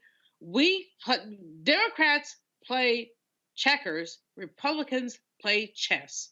We need to push these appointments and block the dumb stuff. I'm trying to keep it clean. You know, I do have to say other stuff, but block the dumb stuff. It is ridiculous that this president cannot make the appointments that he wants to make that reflect his values. But the problem is that too many Democrats, frankly, play Mr. Bojangles, oh, it's his right, oh, it's a possibility. You know, we have to come hard about this stuff, because what we know is that the previous president has seated so many young, ignorant, people on the judiciary. Brother Biden he doesn't have young and ignorant. What he has is qualified people.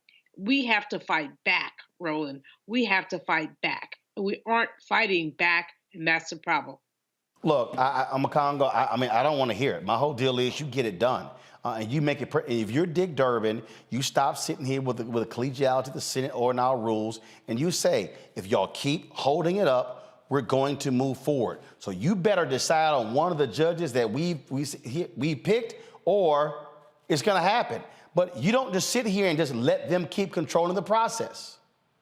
You're absolutely right, and I'm so glad you brought up the blue slip with Mitch McConnell. When Biden was in Kentucky with McConnell last week, or one of the things when he talked about, he said, I know that Mitch McConnell is an honest man, and when he gives these words, he's going to keep it. No, he's not. He's not honest. He lies all of the time, and this judicial process was part of is the greatest example of that. We fought so hard to get this 51 majority in the Senate, and for Democrats, look, as far as I'm concerned, and what's happening in the House and what's happening with the Senate right now in terms of the 51 majority, that 2024 is Democrats' elections to lose. It is theirs to lose. And we, like you said, 3 months, 6 months, we are watching. And if they're not going to use the power that we gave them, all the months and time you spent down in Georgia, all of the work that the groups and the local organizations were doing in Georgia and in other states, if they're not going to use that, then they are going to lose the Senate as well. So they better start getting serious about these strides, because our loyalty is not, do not take it for granted. Well, in fact, in 2024, Democrats will be defending 23 U.S. Senate seats, Republicans only 10. And part of their problem is they hold some red state seats right now.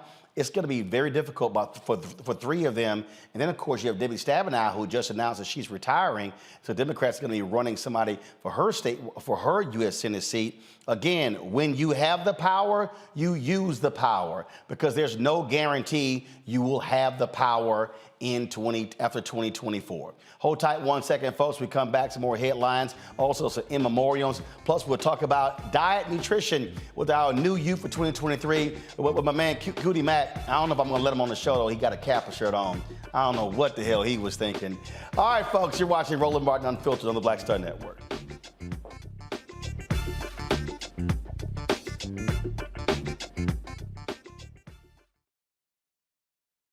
I love directing. It's a different kind of piece. I do believe that the 30 years I was acting was to prepare me for what I'm supposed to be doing, and that what I'm really am good at. But when you were acting, were you even thinking about directing? Nope. Were you? So what the hell happened? If you had asked me 15 years ago, I probably would have said, no, I don't know. I was doing Ava DuVernay's first film, I Will Follow. Mm-hmm. And during that process, I think because it was her first film, maybe She's self-taught. Absolutely. I probably gave too many suggestions. And at some point, Ava said to me, I think you're a director and you don't know it.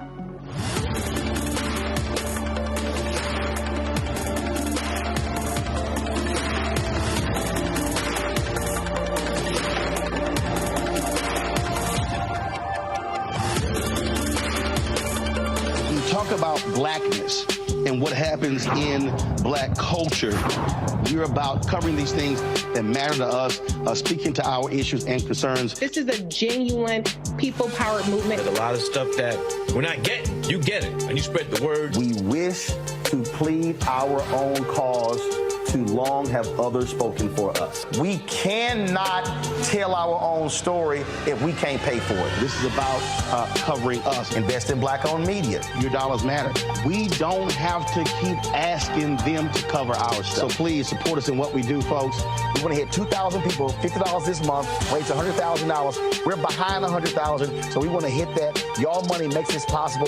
Check some money orders. Go to P.O. Box 57196, Washington, D.C. 20037-0196.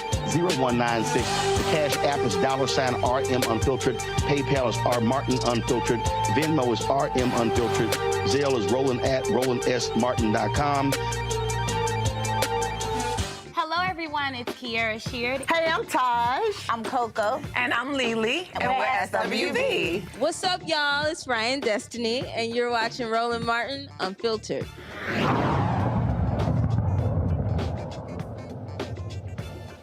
All right, folks, a Phoenix, Arizona family have filed a lawsuit against police alleging they used unreasonable force during an arrest of a man earlier this year. Hakeem Terrell was taken into custody after he refused to leave a New Year's Day party in 2021. He exhibited signs of a mental health crisis when 7 Phoenix police officers put their weight on him lying face down. Terrell told the officers they were killing him as they pressed his legs on his body to change his handcuffs. Terrell's family contends that newly released body camera footage shows officers leaving him face down and on the floor without medical attention for 6 minutes. Civil rights attorney Ben Crump, he is representing the family. Let's go to New York City, where a New York City cop has been suspended after he punched a 14-year-old girl during an after-school fight. This video went viral. Watch this. He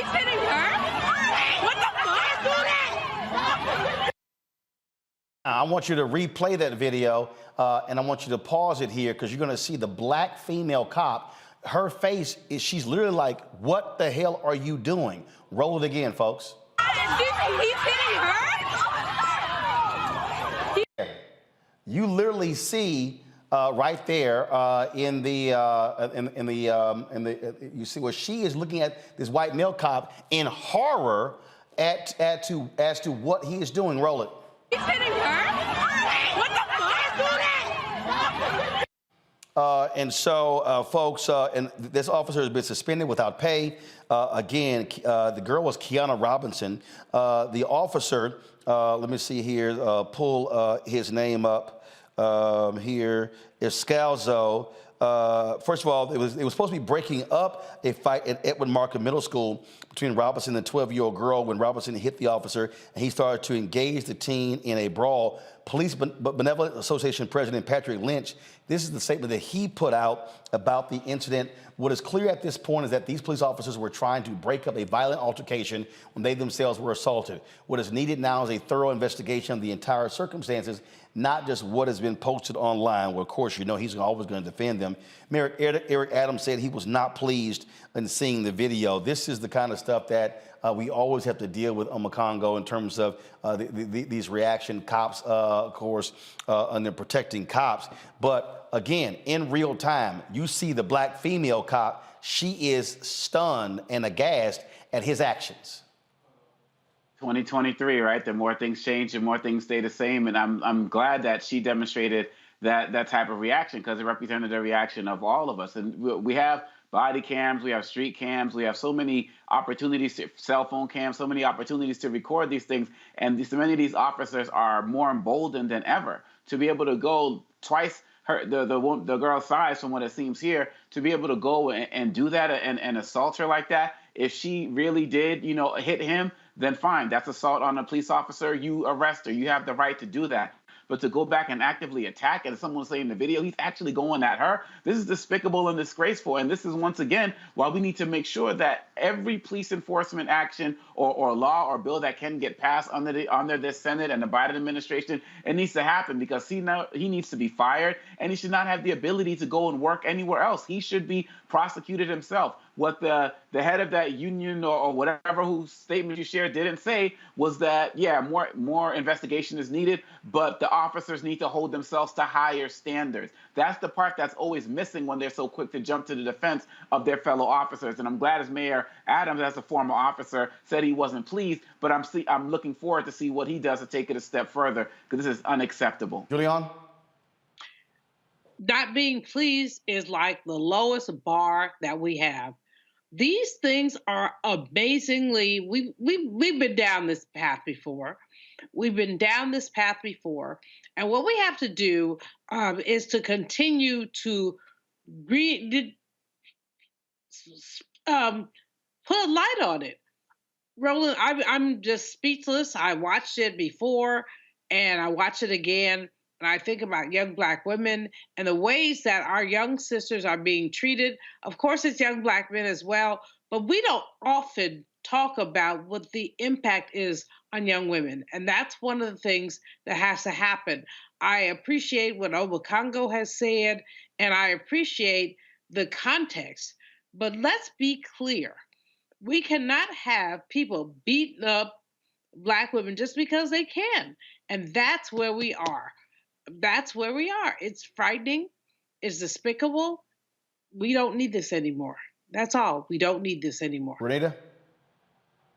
Well, this video, is a prime example of why I always say it is not about the policing, about the training. I know a lot of people want to say that officers need better training, and that is why we're having so many instances of police brutality and police killings. But it's not about the training, because common sense would tell you that you do not need to punch somebody 11 times in the head in order to do your job. I have never been through officer training, and I know that. That is common sense. And I submit to you that had this not been a young Black woman, this officer would not have decided to punch her 11 times in the head. And so, again, most of this is about decision making. It is about character issues. It is about a system that lacks accountability for police officers. And that is why we continue to see the violence happening. It's not about the training. All right, folks, some in memoriams here. A founding member of the group The Whispers, Gordy Harmon, has passed away. Harmon's family confirmed the singer passed away peacefully in his sleep last Thursday at his L.A. home. It's believed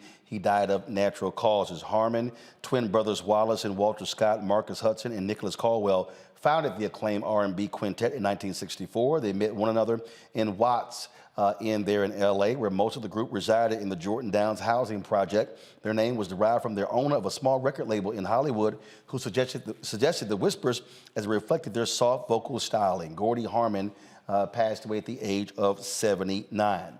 Last week, legendary drummer Fred White of the Grammy-winning ensemble group Earth, Wind & Fire, he also transitioned to become an ancestor. He played for Donny Hathaway before joining Earth, Wind & Fire with his brother Verdine and Maurice in the mid-1970s. The group is most known for their hits Boogie Wonderland, September, and so many others. They won 6 Grammys, inducted into the Rock and Roll Hall of Fame in 2000, and also played the 2005 Super Bowl halftime show. Fred's youngest brother, Verdine, confirmed his death on Instagram, folks, with regards to that. So again, certainly sad news there. And also this weekend, we lost a gospel singer. Folks, you don't have that other memoriam, please? I asked for it, okay? Kevin Lemons, a gospel singer out of Atlanta, was in his home and collapsed on Saturday, passed away at the age of 44 years old. Many folks in the gospel community, they expressed shock and sadness at his death. This is the statement that the family put out. It is with great sorrow and a heavy heart that the Lemons family announces the transition from labor to reward of our beloved husband, brother, friend, and choir master, Kevin Lemons. It should be a second page, folks. Go to that, please. Go to the second page of the statement. All right, so, again, Kevin Lemons formed a gospel group there in Atlanta several years ago. He, of course, signed to Hezekiah Walker's record label. Again, Kevin Lemons passed away at the age of 44 years old. And so that is absolutely, sad news there. To be 44. It was at home with his family when he collapsed on Saturday and passed away. And of course, we have yet to get the funeral details. Anita Porter passed away at the age of 74. And so several of our luminaries in the past week passed away. Also, folks, Friday was a one-year anniversary of the death of Sidney Poitier. And this weekend, yesterday, I was at the Kennedy Center. The folks at Apple Plus had a screening of the documentary Sidney, directed by Reggie Hutland, produced by Oprah Winfrey, on Sidney Poitier. Absolutely fascinating documentary. And so enjoyed the Q&A with Sherry as well as Pamela Poitier. And so I'll be uploading soon that video of our conversation. And so, again, it's been a year since we lost the great Sidney Poitier. His 96th birthday would be February 20th, and the family there say they certainly will be doing something to acknowledge that. Folks, coming up next, we'll chat with nutritionist Cootie Mack about how you need to be preparing yourself food-wise, not all about exercise. He says 9% of losing weight and getting healthy is watching what you eat and how you eat. He's next on Roland Martin Unfiltered on the network.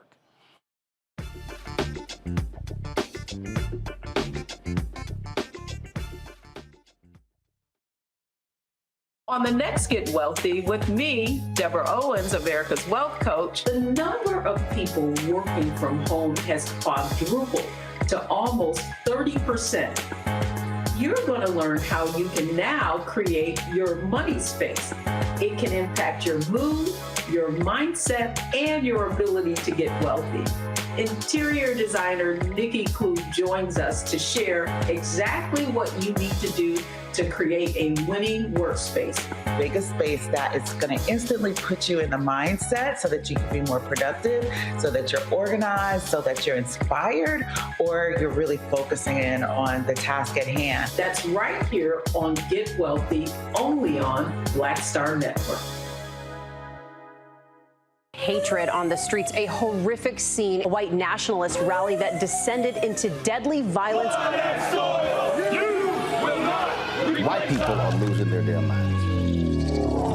As an angry pro-Trump mob storms the U.S. Capitol, we've seen We're about to see the rise of what I call white minority resistance. We have seen white folks in this country who simply cannot tolerate black folks voting. I think what we're seeing is the inevitable result of violent denial. This is part of American history. Every time that people of color have made progress, whether real or symbolic, there has been what Carol Anderson at Emory University calls white rage as a backlash. This is the rise of the Proud Boys and the Boogaloo Boys. America, there's going to be more of this. Here's all the Proud Boys, Dave. This country is getting increasingly racist in its behaviors and its attitudes because of the fear of white people. The fear that they're taking our jobs, they're taking our resources, they're taking our women. This is white fear.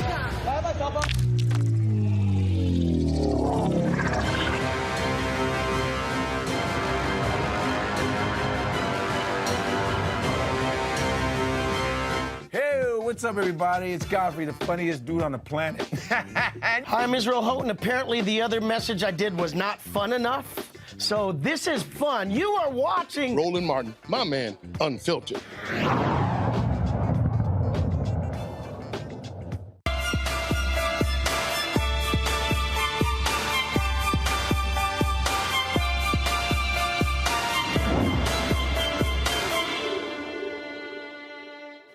All right, folks, we continue our Fit, Live, Win segment. We normally do it every Monday, but we've been doing it since I got back on January 3rd, every day, with the whole focus on a new you in 2023. As I said, when I was in Jamaica, I thought about it. Hit me like, you know what, we should do this. Really, just encouraging folks to do different things. Not just focus solely on fitness, but diet and other different ways. So we're going to be talking to tomorrow Cheryl Grant. I'll be focused on who's Miss Olympia, focusing on fitness for women over 50.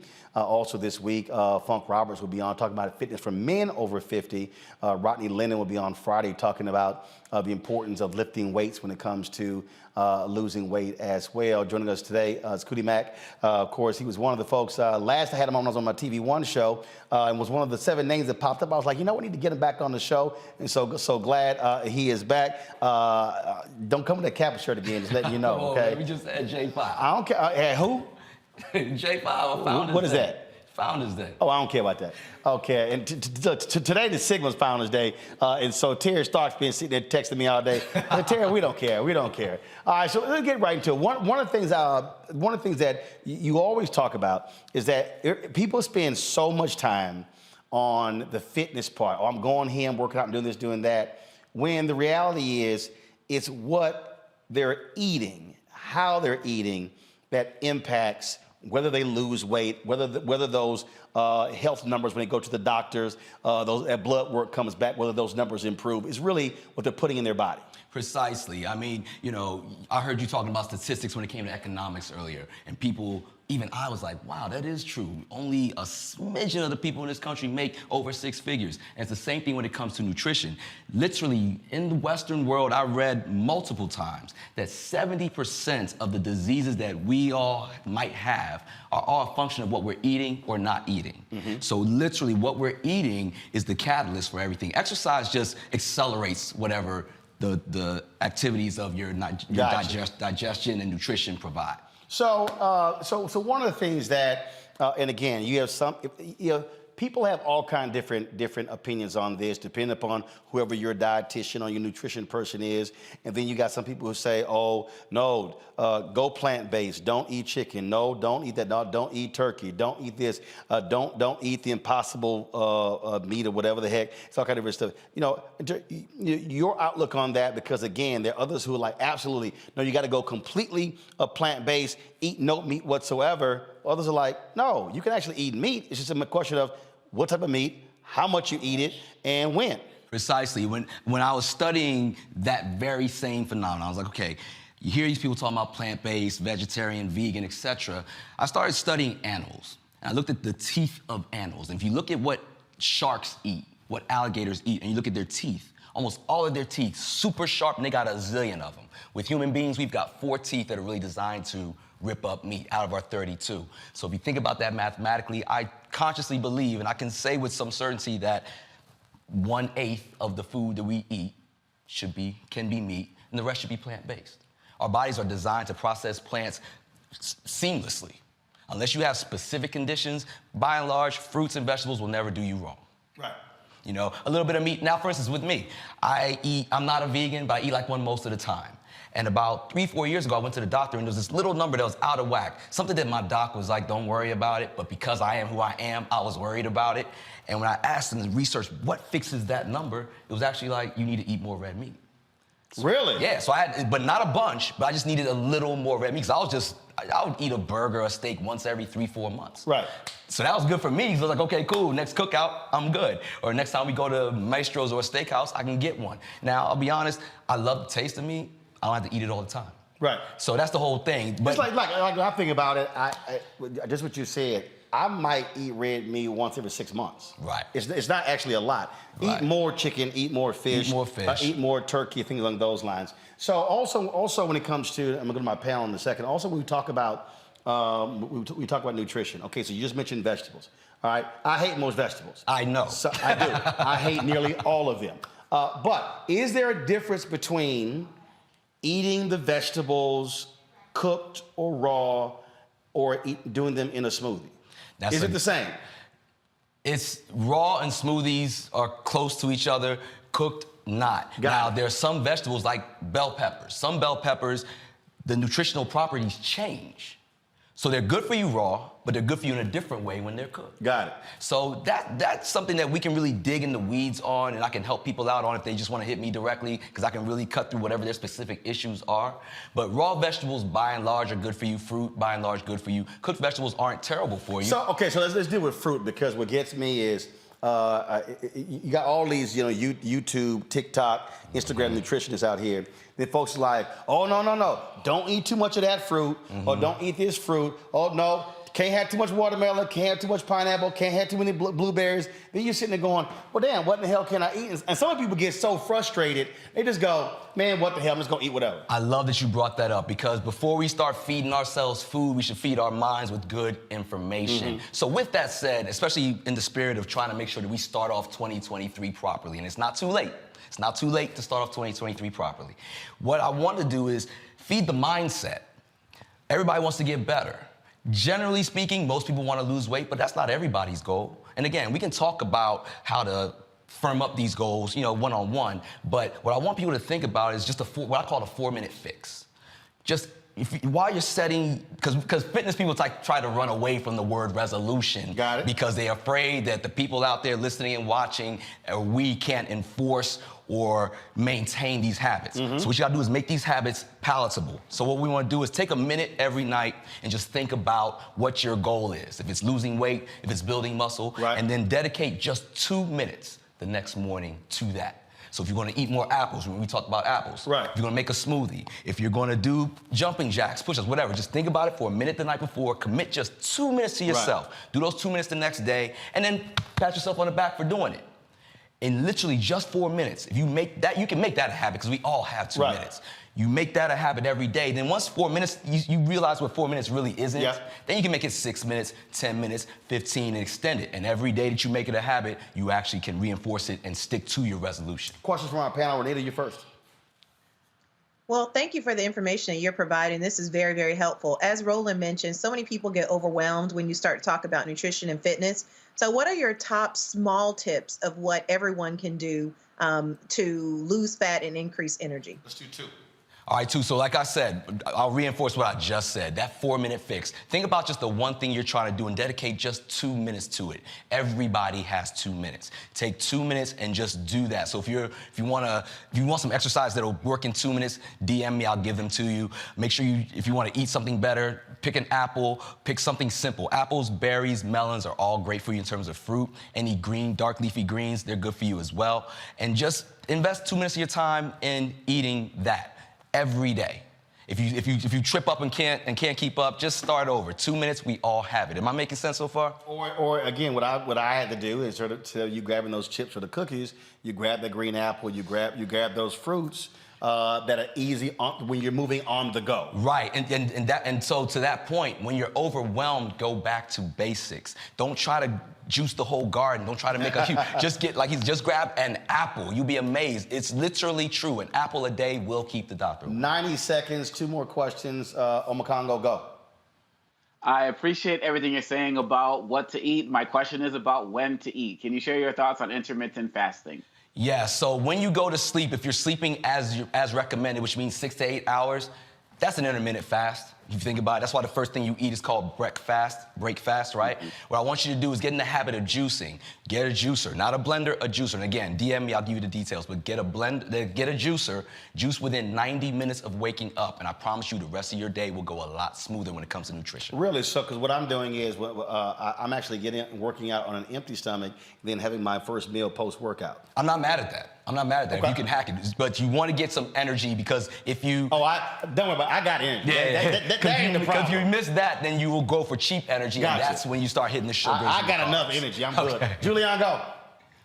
All I want to know is, as a middle-aged, maybe old woman, what would you suggest to me about how I re-up energy? I eat well. I exercise. Gotcha. But what you got for me? So when our, not just yours, not just women, but when men and women's bodies start to change as we get older, the paradigm shifts, so the things that you used to do don't necessarily work as well now.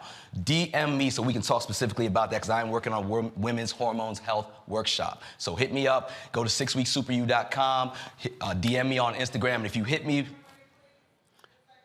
No, dude, you're supposed to give me some tips right now. 6weeksuperyou.com is the website. Julian, calm down. The man said DM me. He gonna hook you up. DM me, because if you put RMU in the DMs, I'll know that you saw me here. I won't charge you for the consultation, but I will give you a consultation that I promise you will help you be your best.